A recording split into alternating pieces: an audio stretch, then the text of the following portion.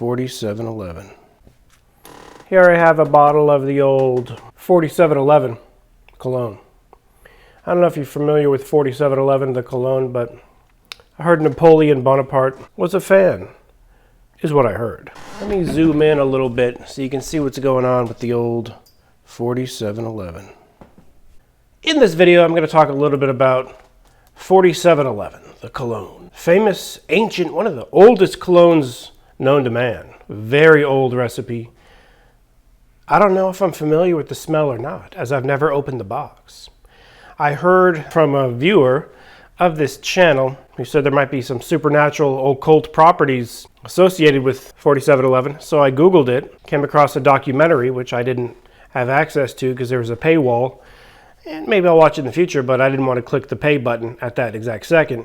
It said there might be a blip, a few seconds talking about potential occult related association with the cologne, but from what I was able to research, it's an ancient German cologne, one of the first ever simple recipe, something like a lemon, but it's not a lemon, relative of the lemon, alcohol, and various other natural ingredients.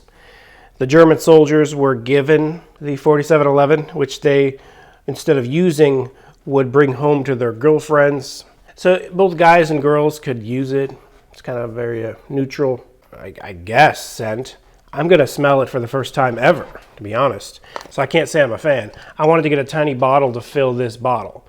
I collected bottles a couple months ago. I came across an old 4711 bottle with a purple hue, proving it's an antique. This bottle is from the 1800s, probably the late 1800s.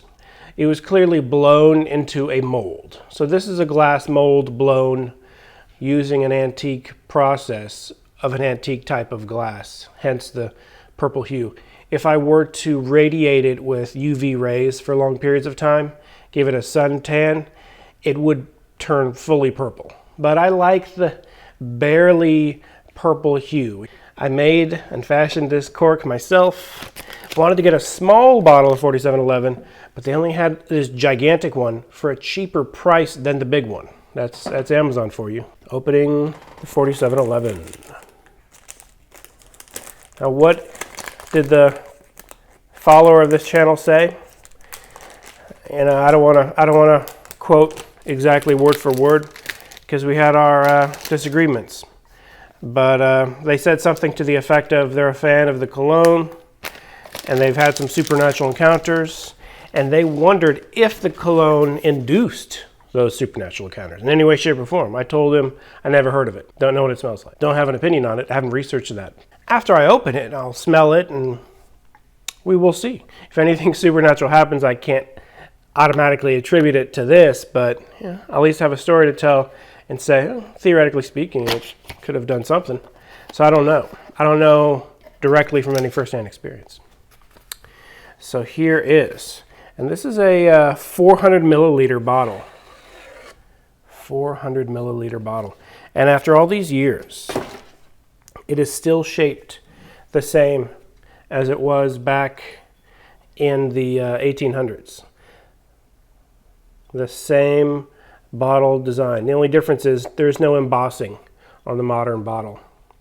So you can see where it's curved here, where the paper label would have been. On the back is the embossing. They don't have the embossed lettering on the back anymore. But the logo is familiar.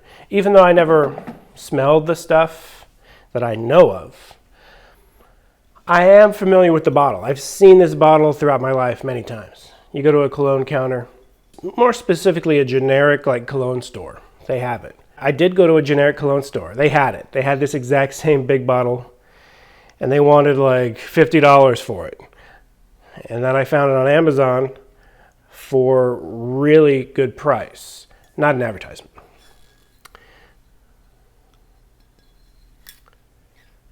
Opening up for the first time. Okay.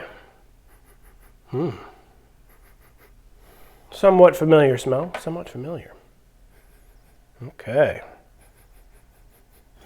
It does smell familiar. What's the first thing that comes into my mind when I smell this?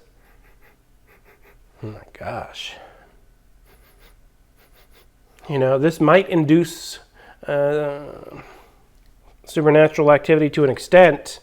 I could tell you the first time smelling this off the bat, I was expecting it to smell like lemons, because everything I Googled tells me lemons, a fruit that's related to the lemon, lemony, citrusy, citrusy. Maybe lime, but mostly lemon, citrusy. It doesn't smell like lemon in any way, shape, or form. It smells like incense. It smells like a new age occult incense shop. That's what this smells like. It smells like incense.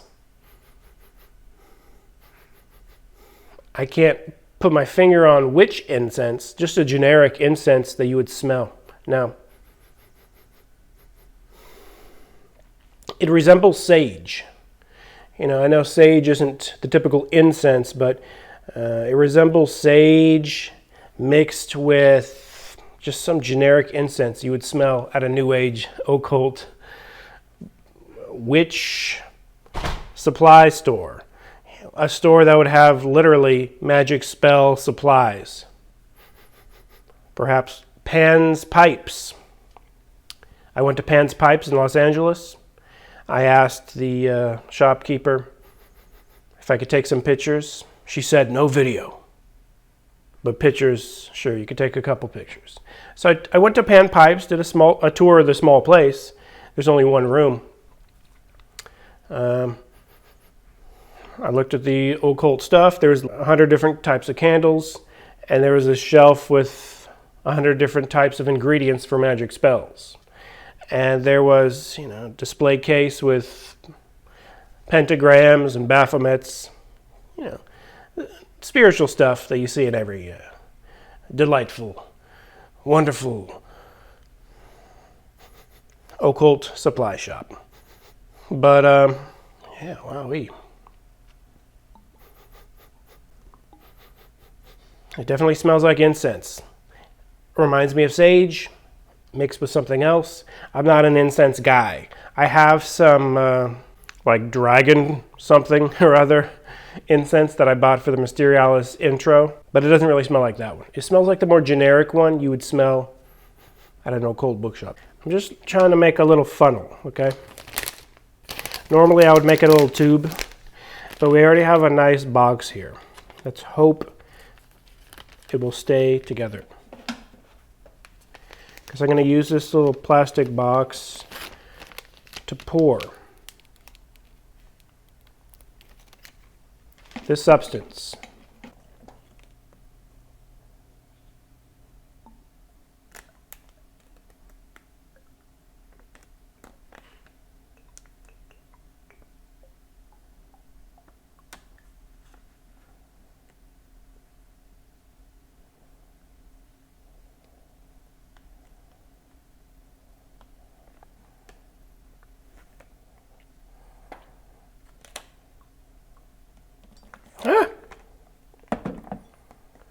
Okay, I'm spilling a great deal of the stuff.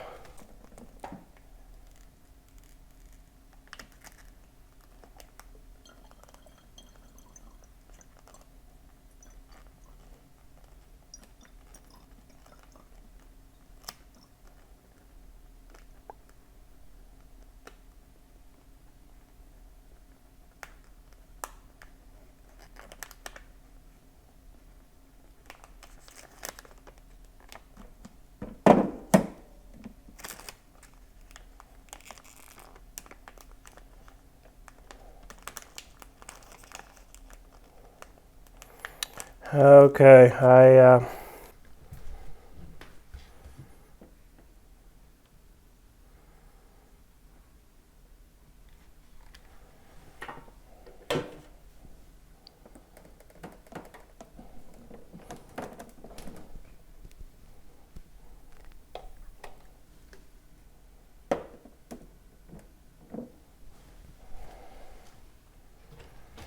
there it is. Whew, that was quite the task. I've spilled the substance all over. I've spilled it all over. I did a horrible job filling up this bottle, but I filled it up to the brim. And there's still tons left. Not a big deal, except for I spilled it all over the place. Okay, I'm smelling the lemonish. There's a little bit of faint lemon smell. Smell the alcohol. And luckily there's a lot of alcohol content in 4711. And so I heard it evaporates very quickly and doesn't last long whatsoever and is more of an antique cologne because it fades so quickly. Whereas modern day colognes and perfumes will last, depending upon the brand. If you get a good one, it can last all day. Apparently this stuff lasts like 1 hour and then is gone, or even less. Which might be good for this location, as I just spilled a whole bunch of it on top of my turntable. Hope it didn't damage anything. But it does give me another perspective on what it smells like. It's only touching plastic things. I don't think there's anything of great value that it is touching, other than my Joker pin. Hopefully I didn't mess up my Joker pin. I recently acquired this Joker pin, a 1989 Joker pin. It flashes, so I'm going to be getting some new batteries for that, see if that works. So 4711 smells a lot more condensed in the bottle, where you get that sage and incense smell. Out of the bottle, where it's fading, you get more of the lemony zest. Kind of smells like lime. It smells like kind of lemon and lime. But it still has that faint, and it's still very strong. It still has that strong incense smell to it. Now, perhaps I'm just interpreting this fruit that I'm not super familiar with. It's a European fruit that is not common in the United States. But it's very familiar as a incense I've smelled many times in occult shops. So perhaps, now that I've spilled tons of it right here in my loft, if anything supernatural happens in the next 24 hours, I could theoretically attribute it to an extent to this. So I'll keep you posted. I'll keep you updated on what happens. It doesn't smell too bad. It kind of has an old, musty built in. It's not old and musty. It just has that old, musty incense smell to it that doesn't come off as cologne. The first thing I think of is New Age bookshop that's conducting more than just psychic readings in the back, but they're conducting actual summonings in the back, performing actual magic rituals in the back, burning candles and incense, 2 black candles in a dark room type dark arts activities. I don't dislike incense. I've definitely smelled incense that I did like, and I have burned incense in the past. I just don't have an incense burner currently, and I don't particularly enjoy incense. But 4711, I wouldn't recommend it. It kind of just smells weird. Has it kind of a weird smell. Hopefully and luckily it fades away, and I can't really smell it other than putting it in my face and smelling it that way. It smells like lemon, freshly ground lemon, freshly ground lime, mixed with a plant like sage, mixed with alcohol and water. I could look up the ingredients. 4711, original Eau de Cologne, was launched in 1792. The nose behind the fragrance is Wilhelm's Mulliams. Top notes are orange oil, peach, basil, bergamot, and lemon. Middle notes are cyclamen, lily, melon, jasmine, and Bulgarian rose. Base notes are patchouli, Tahitian vetiver, musk, sandalwood, oak moss, and cedar. So that's what Google's going to tell you. But off the bat, it just smells like incense sage-ish incense. Now, I know sage isn't really an incense. It's what you use to ward away evil spirits. But sage is a common smell you smell at New Age, Wicca, occult type bookshops. New Age, psychic reading, doing rituals in the back, the dark arts, 2 black candles, summoning spirits type of location. Lemon, lime, sage, perhaps some of these other things they listed, like cedar and orange. I can smell the orange now that they mentioned it. Definitely a hint of orange. I mean, I spilled a huge puddle on top of my turntable right here, so I can get a lot of good samples. But it's fading very quickly, and it's dissipating and evaporating very quickly, even in this puddle. It's almost gone. So, it's an interesting cologne. I'm going to keep my eye on this bottle. I fashioned this cork myself. Hopefully it stays put and keeps the top tight because I don't want it to evaporate. I just wanted 4711 from a modern bottle into this vintage bottle from the 1800s. Is there an occult connection between 4711, the cologne, and supernatural events surrounding it? I do not know. I have no clue. I am an occult researcher. I research the heck out of books. I'm still reading The Keys to the Gateway of Magic by Dr. Skinner. I don't want to touch it right now because my hands are covered in 4711, but the copy I'm reading is right over there. And it's a fascinating book. I've made, half a dozen notes so far, and I'm going to do a full, comprehensive book review on The Keys to the Gateway of Magic. I don't want to touch it. It's a leather-bound collector edition, and my hands are covered in apparently orange oil. So I don't want to damage anything with orange oil, I'll tell you that. One time I had some orange spray. It was a deodorizer. It was a delightful fragrance to fill the room.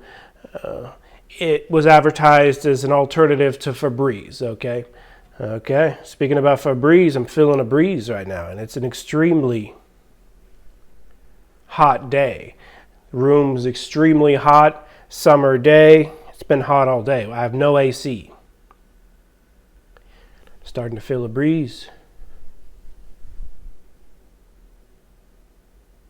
Could be spirit-related breeze. Interesting. I don't mind a breeze. I don't mind a free fan. My fan actually broke a few months back. Doesn't smell like I thought it would. It's a little bit muskier and sageier than I would have been led to believe. I thought it was going to be super citrusy. And the after smell is citrusy, but there's still that base sage. I swear, if sage isn't an ingredient, I am surprised. It doesn't mention sage anywhere, but maybe that's a secret ingredient. I don't know. They say sage can cleanse an area, but I argue that sage can attract spirits. All I know is burning anything of any smell can attract spirits. Spirits love incense. Why? I've heard it's because they can't eat. Spirits can't physically eat. But the closest thing a spirit can do to physically eating is apparently flying through some incense. And they can whiff it up. They can inhale that incense as it just naturally floats through the air. So that's just what I heard, okay? I heard that reading various books, primarily about occultism and magic and summonings, but also, independent of any of that, just Buddhist memorial situations where someone's master died and they have a bowl of fruit, and they have a bowl of rice, and they have meat inside the rice for extra, and that's only sitting there for one day. They don't let it rot. They throw it away before it goes bad. It's all about honoring. And they'll burn the incense. And they say, those that can see spirits, they can see the spirits like basically inhaling that incense smell in the air. And they could also inhale the steaming smell of the freshly cooked food for them. So they can't really inhale the bowl of fruit as much, but some things are tradition and some things are based on some interesting occult pieces of information. I do believe spirits can smell incense and food. And I think they have some favorites and some less, things that repel them greatly. They do not like the smell of. I don't know if 4711 is one of those they like or dislike, but I will keep an eye out now that I've spilled a whole bunch all over my loft. Stay tuned. More episodes coming soon. I thank you for watching. This has been John Rasmus Houston. Be seeing you.